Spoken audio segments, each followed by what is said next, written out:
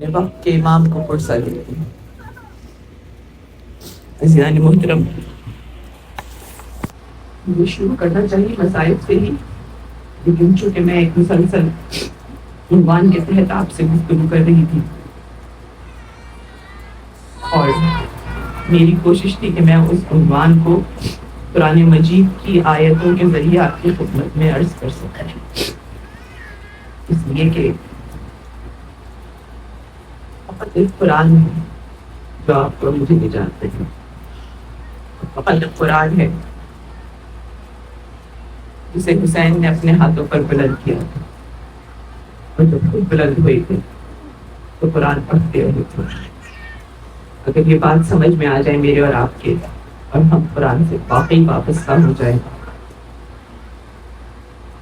تو شاید قیامت میں ہماری بچت ہو جائے. اگر قرآن نہیں سمجھیں گے، نہیں جانیں گے، تو نہ صرف حسین کا حق ادا نہیں کریں گے، بلکہ یہ اصول رسم رواج بن کے رہ جائیں. اپنے آپ کو رسموں سے نکالیے. رسمیں بری نہیں ہوتی، رسمیں بہت اچھی ہوتی ہیں، لیکن جب تک رسم کے پیچھے نیت نہ صحیح ہو اور وہ نیت خالص امام زمانہ کے لیے نہ ہو، اس کا کوئی فائدہ نہیں. قرآن مجید، میں نے پہلے دن آپ سے عرض کیا تھا کہ ہماری منزل ہے فوز عظیم. قرآن مجید میں ڈھونڈیے کہاں کہاں فوز عظیم ہے. میں صرف سورہ توبہ کی 111 اور 112 111 اور 112 کی تلاوت آپ کے سامنے کر رہی ہوں، صرف ترجمہ پڑھوں گی. بے شک اللہ نے صاحبان ایمان سے ان کی جان اور مال کو جنت کے عوض خرید دیا ہے. یہ لوگ وہ ہیں جو راہ خدا میں جہاد کرتے ہیں.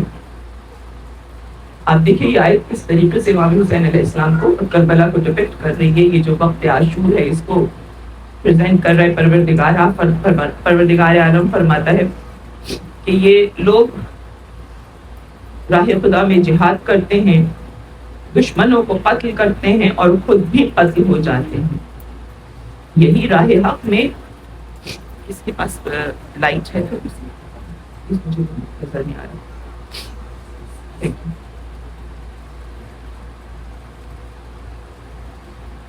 بے شک یہ صاحبان ایمان ان کے جان مال کو جنت کے عوض خرید دیا ہے. یہ لوگ راہ خدا میں جہاد کرتے ہیں، دشمنوں کو قتل کرتے ہیں، خود بھی قتل ہو جاتے ہیں.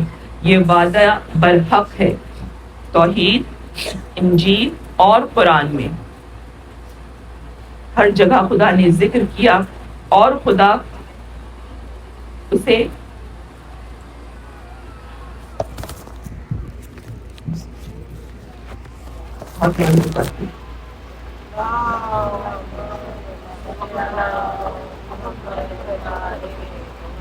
اور خدا سے تم لوگ اپنی اس عہد کو پورا کرنے والا خدا سے زیادہ کون ہوگا. تو تم لوگ اپنی تجارت پر خوشیاں مناؤ. تم نے خدا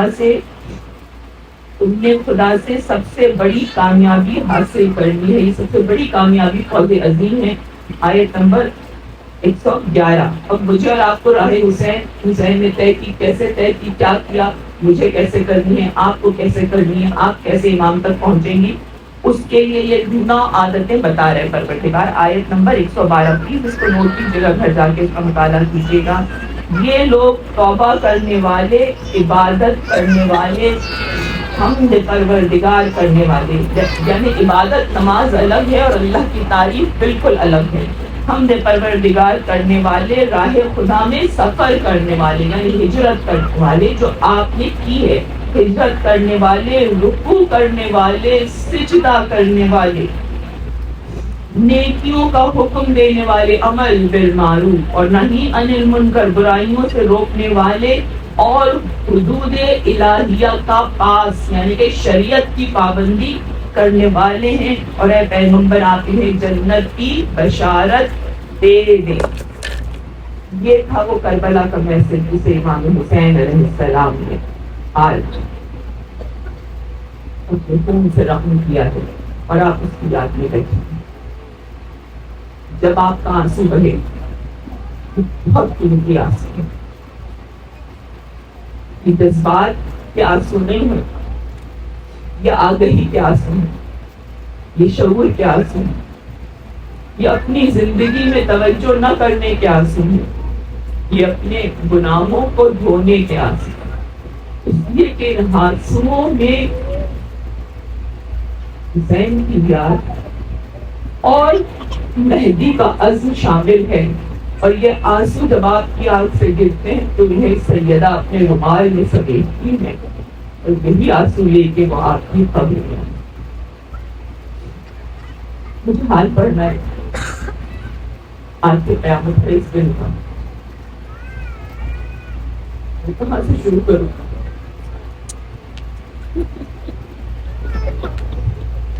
میں یہ خبر کی اذان سے شروع کروں یا وہ جو پہلا تیر ملعون میں چلایا تھا جس کے بعد 4000 تیر مسلسل حسین پر گرتے رہے۔ کلے نازنین فاطمہ تھا اور ہزاروں پیکا تھے۔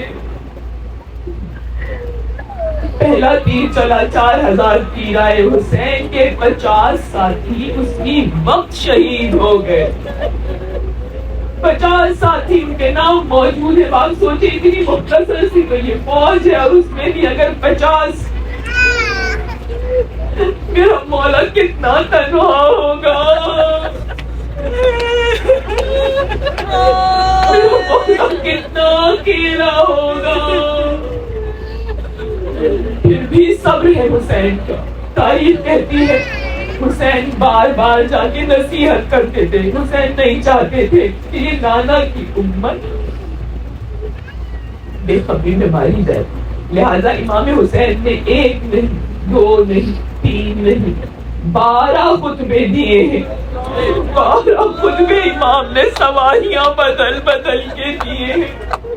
کبھی اپنے نانا کے گھوڑے پر سوار ہوتے تھے مرتجز کے اوپر، پھر دیکھتے تھے کہ میں گھوڑے پہ جا کے کہہ رہا ہوں اور یہ ملعون سن نہیں رہے، یہ شور کر رہے ہیں، یہ میری آواز کو دبا رہے ہیں۔ تو پھر حسین اپنے نانا کی اونٹنی غصبہ پر بیٹھ کے گئے۔ اونٹنی پہ بیٹھ کر جانے کا مطلب کیا ہے کہ میں جنگ کے لیے نہیں، صلح کے لیے آیا ہوں، میری بات تو سنو۔ اور امام کیا پوچھ رہے ہیں؟ یہ پوری 10 تقریروں کا خلاصہ آپ کی خدمت میں پیش کر رہی ہوں۔ امام کہہ رہے ہیں کیا میرے علاوہ یہاں سے وہاں تک، مشرق سے مغرب تک ہے کوئی جو یہ دعویٰ کر سکے میرے بھائی کے علاوہ کہ وہ فرزند رسول ہے؟ کہا نہیں، بے شک آپ ہی ہیں۔ امام نے کہا تم جانتے ہو میرے نانا کون ہے؟ جواب آیا ہاں، آپ محمد مصطفیٰ کے نواسے ہیں۔ کہا تم جانتے ہو کہ خدیجہ کبریٰ میری نانی ہے؟ کہا بے شک آپ کی نانی ہے۔ کہا تم جانتے ہو میری ماں عالمین کی عورتوں کی سردار ہے؟ کہا بے شک آپ فاطمہ کے بیٹے ہیں۔ کہا میرا باپ علی جس نے ہر مشکل میں اسلام کو نکالا اور ہر مشکل میں اسلام کو فتح یاب کیا۔ کہا بے شک۔ جب ساری باتیں کہہ لی، امام نے کہا کیا میں نے کسی کا قتل کیا ہے؟ کیا میں نے شریعت کی توہین کی ہے؟ مجھ پہ کیوں حد جاری کر رہے ہو؟ مجھ کو کیوں قتل کرنا چاہتے ہو؟ اب آپ جواب سنیے اور اس جواب کو اپنے دل میں بٹھا لیجیے، اس لیے کہ آپ کی زندگی کا مقصد اسی جواب کو صحیح کرنا ہے۔ ظالم کہتے ہیں ہم آپ کو اس لیے قتل کرنا چاہتے ہیں کہ ہم علی ابن ابی طالب سے بغض رکھتے ہیں اور آپ سے علی کا انتقام لیں گے جو ہمارے پرکھوں کو قتل کیا تھا۔ عزیزوں، کربلا کچھ نہیں ہے سوائے اس توحید کے جسے حسین بچا رہے تھے، اور مسلم امت جو تھی وہ اس وقت بھی اپنی پرانی عصبیت کو نکال رہی تھی۔ عزیزوں، امام واپس آ گئے، جنگ شروع ہو گئی، امام کے ساتھی ایک ایک کر کے جا رہے ہیں، ایک ایک کر کے امام کے ساتھی جا رہے ہیں، اور اس میں ایک بڑا عجیب سا شخص ہے جس کا نام ہمیں مشرقی، ضحیٰ کے مشرقی نظر ملتا ہے۔ میں آپ کو کوئی واقعہ کیوں بتاتی، میں سیدھے سیدھے مسائل پڑھ رلاؤں آپ کو اور چلی جاؤں، لیکن میرے لیے یہ مجلس ایک شعوری کوشش ہے، میرے لیے مجلس ایک چیلنج ہے جو اس زمانے میں، جبکہ ہر وقت جہاں دجالیت اور سیکولرزم بالکل پنجے گاڑ چکا ہے، آپ کی آنکھ میں آنکھ ڈال کر کھڑا ہے اور آپ کے بچوں کو اپنے سسٹم میں لے چکا ہے. آپ کو اس کا توڑ حسینی کلچر سے کرنا ہے. یہ ضحاک مشرقی کون تھا؟ یہ امام کے پاس ایک دن پہلے پہنچا تھا اپنے دوست کے ساتھ، اور اس نے امام نے اس سے کہا ہمارا ساتھ دو. اس نے کہا ایک شرط پہ دوں گا. ایک نے تو انکار کر دیا، چلا گیا. ضحاک مشرقی نے کہا میں آپ کا ساتھ اس وقت تک دوں گا، میں دفاع کروں گا، میں آپ کے دشمنوں کو قتل کروں گا، لیکن جب آپ کے سارے دوست ختم ہو جائیں گے پھر میں چلا جاؤں گا. کیا آپ اس پہ راضی ہیں؟ آپ لوگوں کی جرت دیکھیے کہ امام وقت کا ساتھ دے رہا ہے ضحاک مشرقی، لیکن اس کے باوجود مشروط رکھ رہا ہے. اس نے کہا ہم بھی امام کے پاس جائیں گے، کنڈیشن رکھیں گے، ذرا اس کی داستان کو یاد رکھیے گا. جس وقت امام کا آخری ساتھی ختم ہو گیا اور صرف خاندان والے رہ گئے تو امام کی خدمت میں آئے. امام اس وقت جنگ کر رہے تھے، یہ امام کے ساتھ پیدل جنگ کر رہا تھا. کہتا ہے مولا آپ کو وعدہ یاد دلانے آیا ہوں، آپ کا آخری ساتھی آخری دوست شہید ہو گیا، اب مجھے اجازت ہے جانے کی. آپ امام کے دل کی کیفیت سوچنے کی کوشش کریں. یہ امام کے شیعہ ہیں، یہ امام کے ساتھی ہیں، یہ امام کے ساتھ سارے دکھ اٹھانے کے بعد آخری لمحے پہ چھوڑ کے جا رہے ہیں. امام نے جنگ لڑتے لڑتے اس سے کہا جانے کو تو چلا جا، میری طرف سے اجازت ہے، لیکن تیری سواری تو ختم ہو گئی نا، تیری سواری تو ابھی اصل حالت میں نہیں ہوگی. سب گھوڑے آپ نے یاد ہے نا، جب میں نے کل بتایا تھا کہ سارے ایک گھوڑا نہیں بچا تھا فجر کے بعد جب یہ 4000 تیر آئے تھے جو صحیح و سلامت ہو، صرف زخمی گھوڑے تھے.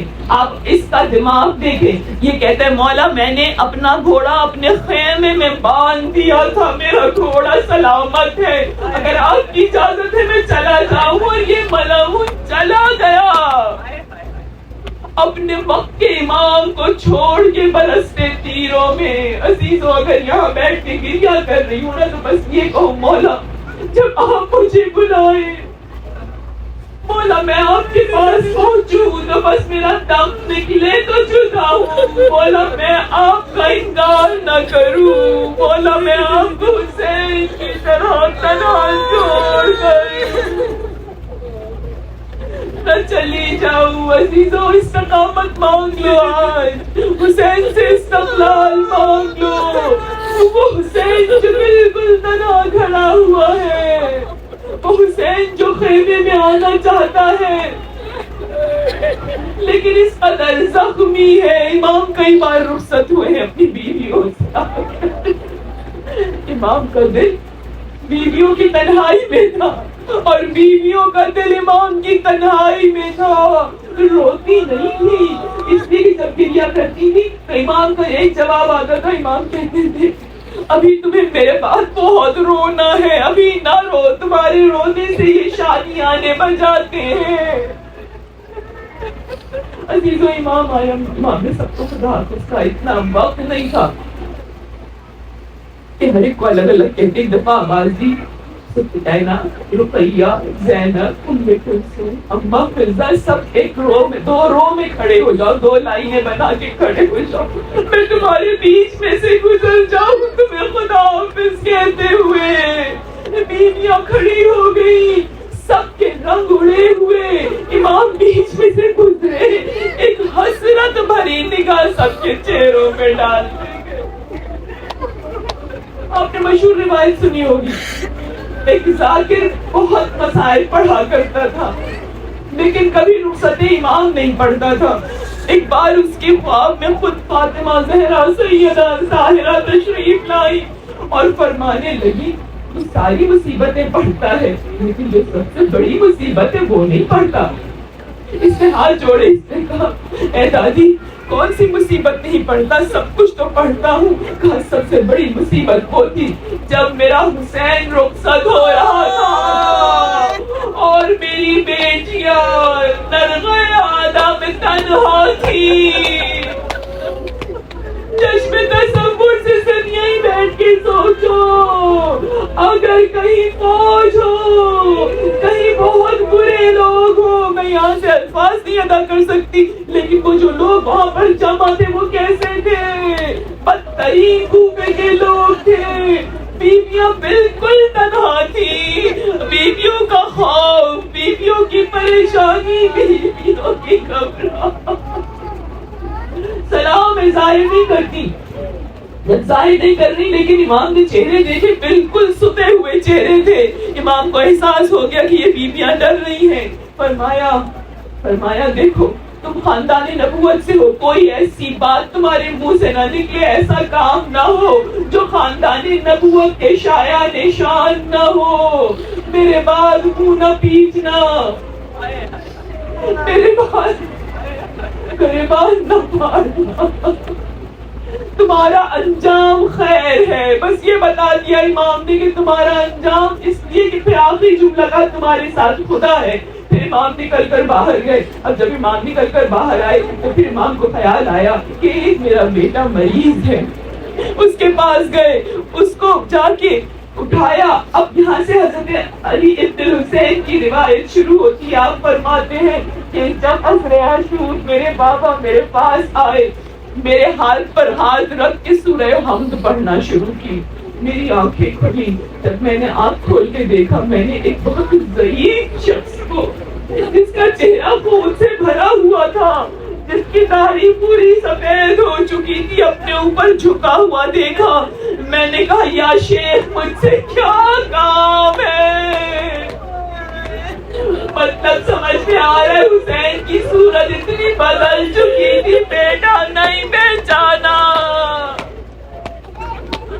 حسین نے کہا زین العابدین میں تمہارا باپ علی، باپ حسین ابن علی ہوں. پہلا سوال امام کا یہ تھا. چوتھے امام کا بابا عباس اور علی اکبر کہاں ہیں؟ سب مقتل میں ہیں. پھر اور پوچھتے گئے سوالات. آخر میں امام خود کمزور تھے. امام نے کہا، امام کی پیاس کی شدت، جہاد پہ طلبی. امام نے کہا زین العابدین کوئی نہیں بچا ہے، کوئی نہیں بچا ہے سوائے میرے علی اصغر تک شہید ہو چکا ہے. ایک بار تڑپے میرے مولا اپنے بستر پر اٹھنے کی کوشش کی، نیزہ تھامنے کی کوشش کی. امام نے پل بٹھا دیا. امام نے کہا تم نسل آل محمد ہو، تم کو اپنی جان کی حفاظت کرنی ہے. میں تمہارے پاس آیا ہوں، اسرار امامت میں کبریٰ کو دے چکا ہوں. تبرکات نبوت میں مدینہ میں تمہاری نانی کے پاس چھوڑ چکا ہوں. بس میرے فرزند میں تمہارے پاس آیا ہوں 3 وصیتیں کرنے کے لیے جو میرے شیعوں کے لیے ہیں. اے شیعوں، تمہیں امام نے آخری وقت میں سلام بھیجا ہے. 3 وصیتیں امام اس وقت بھی ہمیں یاد رکھے ہوئے کہتے ہیں میرا سلام میرے شیعوں کو کہنا. دوسری وصیت امام نے کی، ان سے بہت جب ٹھنڈا پانی میری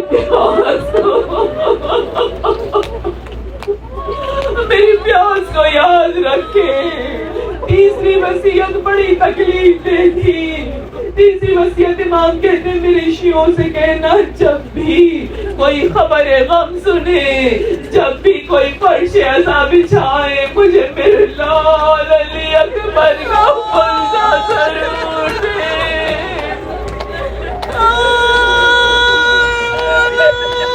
انیس کہتے ہیں حسین کی اس سچویشن کو بیان کرتے ہوئے، اکبر گزر گئے، عباس مر گئے، علی اکبر گزر گئے.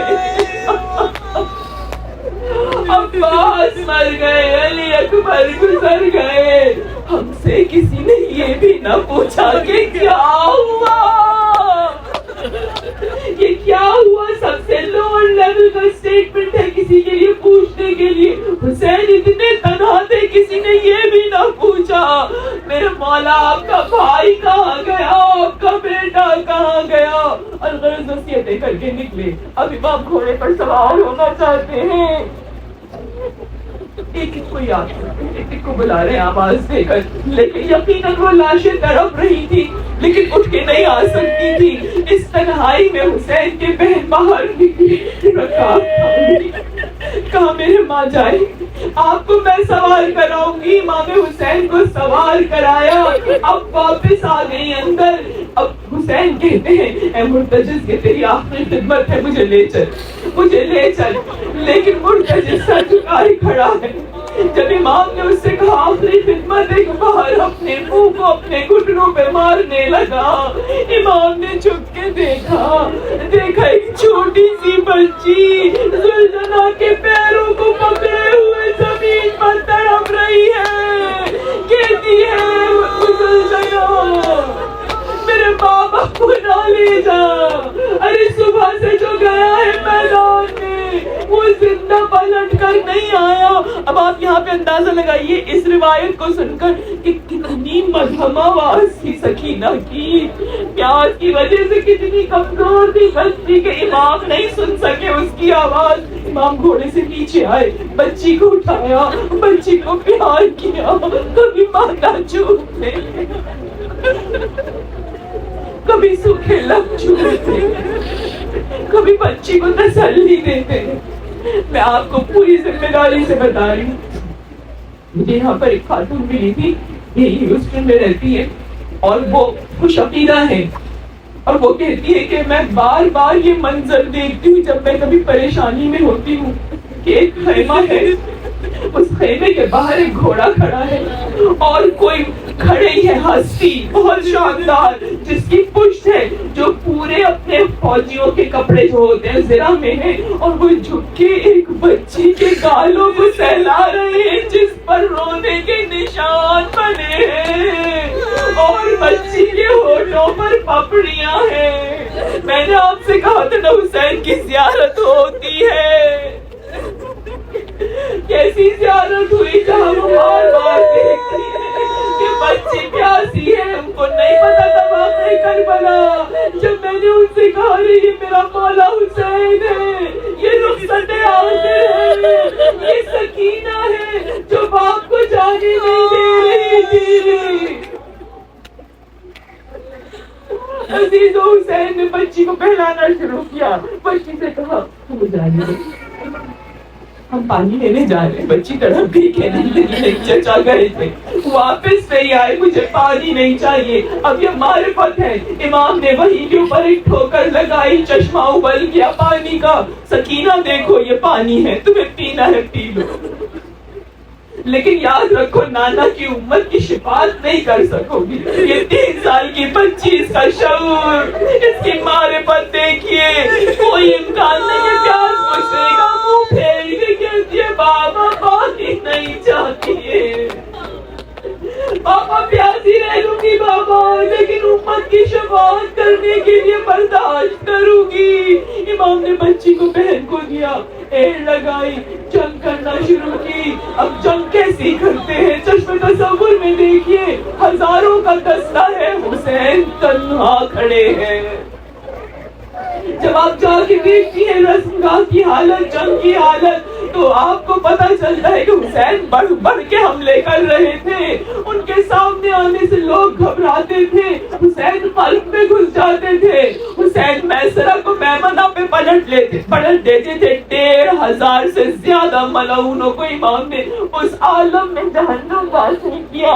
اس دوران میں کئی دفعہ کبھی اندر خیمے میں گئے ہیں تسلی دینے، کبھی گھاٹ پہ گئے ہیں، پانی فتح کر کے دکھایا، مسلسل جنگ کرتے جا رہے ہیں۔ اور اب تاریخ کیا کہتی؟ تاریخ کہتی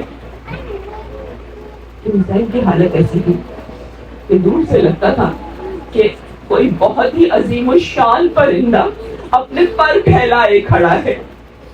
اس کی کیا مطلب؟ اس کے مطلب یہ ہے کہ اتنی پرچیاں، اتنے تیر حسین کے جسم میں تھے کہ حسین کا پورا وجود بھرا ہوا تھا تیروں سے۔ کبھی تیر نکال لیتے تھے، کبھی نکال نہیں پاتے تھے، لیکن حسین زمین پہ تشریف نہیں لا رہے ہیں۔ ایسے میں شبر نے جا کر امام سے کہا، شبر نے جا کے ملعون عمر ابن سعد سے کہا، یہ علی کا شیر ہے، یہ کبھی تمہارے قابو میں نہ آئے گا، میرا مشورہ مان۔ کہا کیا ہے تیرا مشورہ؟ کہا اس فوج کو 3 حصوں میں بانٹ دے، 4,000 کے دستوں میں 3 حصے میں بانٹ دے، ایک حصہ صرف اور صرف تیر پھینکے، رکے نہیں۔ ایک حصہ نیزے پھینکے، تلوار لے کے قریب جانے کی کسی کی ہمت نہیں تھی، کہا ایک صرف نیزے پھینکے اور تیسرا صرف پتھر پھینکے۔ اتنے پتھر حسین کی طرف آ رہے تھے اور یہ ظالم تیر کے اندر آگ لگا کے پھینکتے تھے، وہ پتھر کے اوپر لگتے تھے، تیر آگ روشن ہو جاتی تھی۔ اب آپ کو اس جملے کا مطلب سمجھ میں آ رہا ہے کہ جب زینب ایک بار دوڑتی ہوئی نشے پہ پہنچی ہے تو پتھروں کا ڈھیر تھا۔ حسین اس طرح سے چھپ چکے تھے کہ نظر نہیں آ رہے تھے۔ زینب کبریٰ نے اپنے ہاتھوں سے پتھروں کو ہٹانا شروع کیا۔ جب پتھروں کے نیچے سے زخمی حسین نکلے، اس عالم میں تھے کہ بی بی کے جملے ہیں، اے میرے ماں جائے یہ تم ہو، اے میرے حسین یہ تم ہو، اے میرے مالک، اے میرے اللہ، کیا یہ میرا ماں جایا ہے؟ میں پہچان نہیں پا رہی۔ حسین اتنے زیادہ زخمی ہو چکے تھے، بہن نے سہارا دیا، بٹھانے کی کوشش کی، اپنے سینے سے بہن نے سر پیٹ لگائی حسین کی۔ حسین اتنے زیادہ کمزور ہو چکے، ان کو سمجھ میں نہیں آ رہا کہ کون سہارا دے رہا ہے۔ ایک بار بہت بے چارگی سے کمزور آواز میں کہتے ہیں یہ کون ہے جو ہمیں سہارا دے رہا ہے؟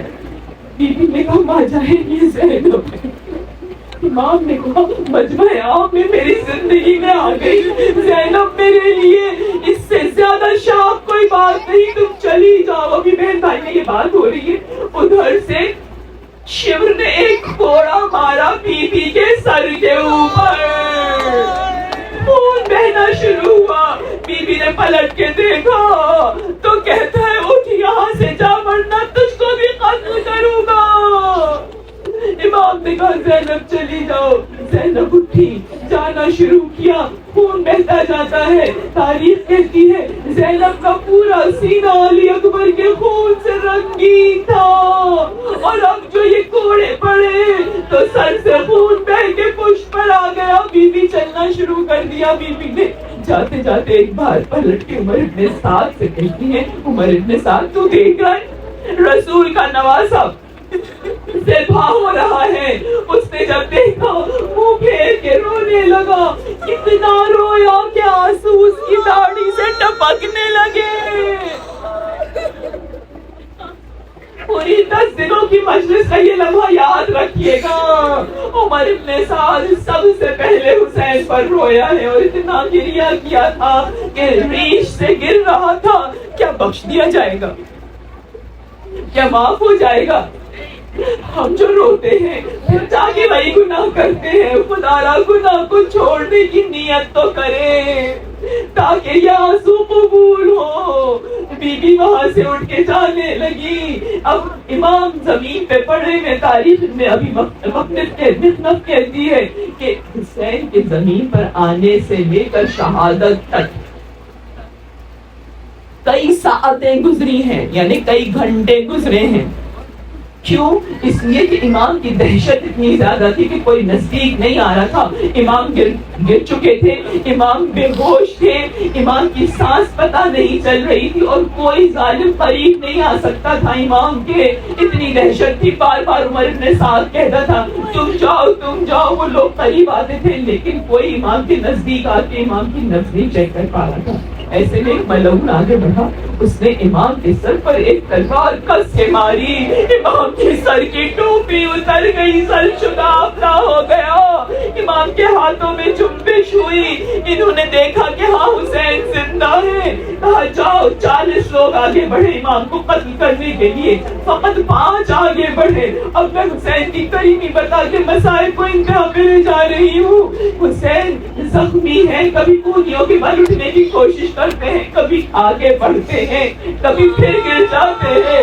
ایسے میں یہ 4 لوگ آگے بڑھے، 5 لوگ، ایک شخص آگے آیا، امام حسین ہے۔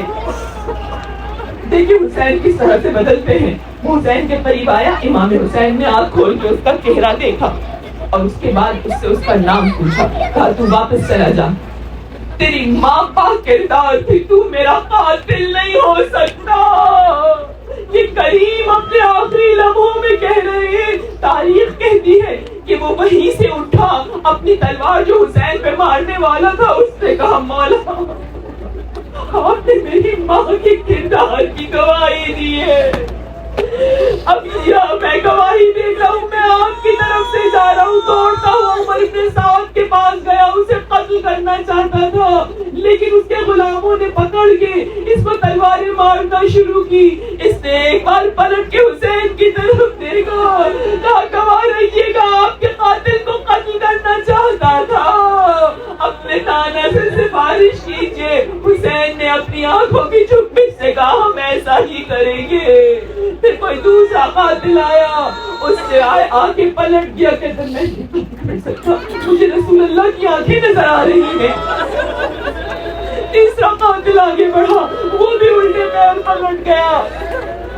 شمر نے کہا تجھے کیا ہوا؟ کہتا ہے تم کو نظر نہیں آ رہی ایک ماں چولی پھیلائے کھڑی ہے، کہتی ہے ٹھیک مانگتی ہوں میرے بچے کو نصیب کر۔ اے فاطمہ اپنے بچے کا پرسا بس عزیزو، شبن ملعون آگے بڑھا، آگے جا کے امام کے ساتھ وہ جسارت کی، امام کے سینے کے اوپر چڑھ گیا، چہرے پہ نقاب پڑی تھی۔ امام نے کہا تو کون؟ اس نے اپنا نام بتایا، امام نے کہا اپنا نقاب ہٹا میں تیری صورت دیکھوں، اس نے اپنی صورت دکھائی، امام نے کہا تو ہی میرا قاتل ہے۔ اب آپ امام کی کریمی کی انتہا دیکھیے، امام اس سے کہتے ہیں چند لمحے ٹھہر جا، میں مرنے والا ہوں، جب میں مر جاؤں تو میرا سر تب کاٹ، تجھے انعام تو ملے گا لیکن سزا کم ملے گی، اگر میری زندگی میں تو میرا سر کاٹے گا تجھے بڑا سخت عذاب ملے گا، کوئی ایسا کریم ہوگا؟ ارے حسین جیسا کوئی سخی ہوگا، قاتل کے حق میں بھی رحم کر رہے ہیں۔ ارے ایسا ملعون تھا، اس نے کہا میں صبر نہیں کر سکتا، امام نے کہا میرے نانا نے مجھ کو تیری ہی صورت بتائی تھی، خیر مجھے سجدہ کرنے دے، حسین سجدہ کر۔ میں نے آپ سے وعدہ کیا تھا میں امام حسین کے آخری الفاظ آپ کو بتاؤں گی، بالکل آخری الفاظ جو امام کے منہ سے نکلے تھے۔ امام کے یہ اس وقت ہے جب یہ امام کے سہ شعبہ تیر حلق میں گھسا ہوا ہے، امام اسے کھینچ رہے ہیں، اور کھینچنے کے بعد امام کہتے ہیں اے میرے خدا تیرا نام لے کر بسم اللہ ہے، تیرے سہارے وباللہ ہے، تیری رسول کے راستے پہ چلتے ہوئے وعلی ملت رسول اللہ تیری طرف آ رہا ہوں، خدایا تو گواہ رہنا، میں نے تیری محبت میں ساری مخلوق سے منہ موڑ لیا ہے، خدایا میں نے تیری ملاقات کے شوق میں اپنے بچوں کو یتیمی کی حالت میں چھوڑ دیا ہے، خدایا اگر تیری محبت کے راستے پر میرے جسم کے ٹکڑے ٹکڑے بھی کر دیے جائیں پھر بھی میرا دل تیرے سوا کسی کے سامنے نہیں جھکے گا۔ واشد حبا للہ، حسین نے اپنے خون سے بتایا میں سوائے اللہ کے کسی کو نہیں چاہتا۔ عزیزوں سر کٹنا شروع ہوا، ایک سر دو سر، چونکہ امام سجدے میں تھے اور وہ بے صبرا انتظار نہیں کر پا رہا تھا، اس نے پسے گردن سے کاٹنا شروع کیا۔ ارے لوگ کہتے ہیں کند خنجر تھا، خنجر کند نہیں تھا، خنجر تیز تھا، حسین کا حلق اتنا سرخ خشک ہو چکا تھا، اس کے اوپر کند خنجر نہیں چل رہا تھا۔ 12 ضربوں میں حسین کا سر جدا ہوا۔ وہاں ام کلثوم کہتی ہے زین العابدین بابا نظر نہیں آ رہے، دیکھو بتاؤ کہاں ہے بابا؟ خیمے کا پردہ الٹا، ایک بار امام زین العابدین نے دیکھا خون بھرا سر،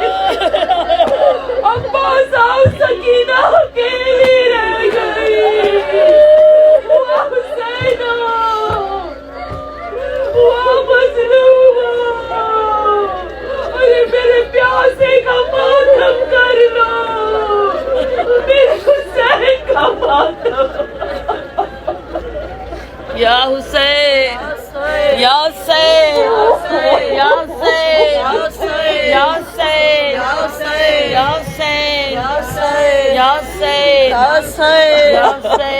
حسین یا حسین.